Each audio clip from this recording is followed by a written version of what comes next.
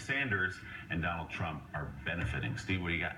Yeah, so just to start with the polls, to start from your exit poll numbers about the benefits of trade, and Trump won those voters is basically the bottom line, both in Ohio, a state that he lost, as well as in North Carolina. He did extremely well among those voters, and so did Bernie Sanders.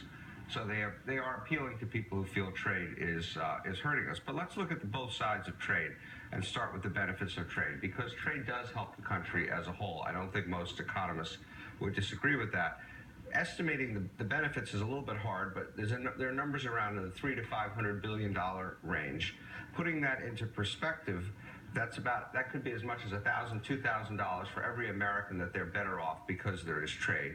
We have a huge number of jobs that are tied to trade. 20% of all jobs, in fact, relate to trade, and it's not just in things that you might think about like manufacturing, but even a lot of service jobs and things have an export component to them. And then most importantly, the benefit that all of us at this table and many of our viewers see is in lower prices. And so things that we don't make here very much anymore are much cheaper because they can be made less expensively elsewhere. TVs and computers down 75 to 85%, toys down 40%, furniture down 7%. Obviously, with toys and computers, there's a technology element, but with furniture, bedding, toys, it's simply a matter of people being able to make them less expensively elsewhere, and we all get the benefit in lower prices that we paid. But there are problems with trade, and particularly with both jobs and with wages. So if you start with jobs, you can see that over the last 15 years, we have lost over 70% of our textile and apparel jobs. And so if you want to understand what was happening in North Carolina and South Carolina in those primary votes, you see how many textile workers don't have their jobs anymore.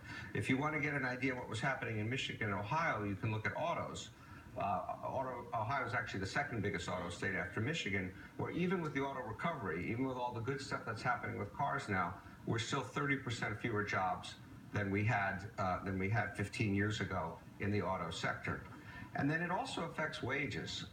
And if you take a look at this wage chart, you can see that since the beginning of the recovery, wages for people in the economy as a whole have risen about 2.5% after adjusting for inflation.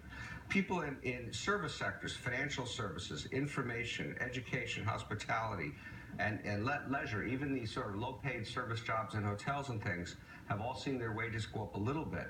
Who's seen their wages go down? It's been people in manufacturing and down 2.5%, down 0.8%, and in the auto industry, down by a staggering 12%.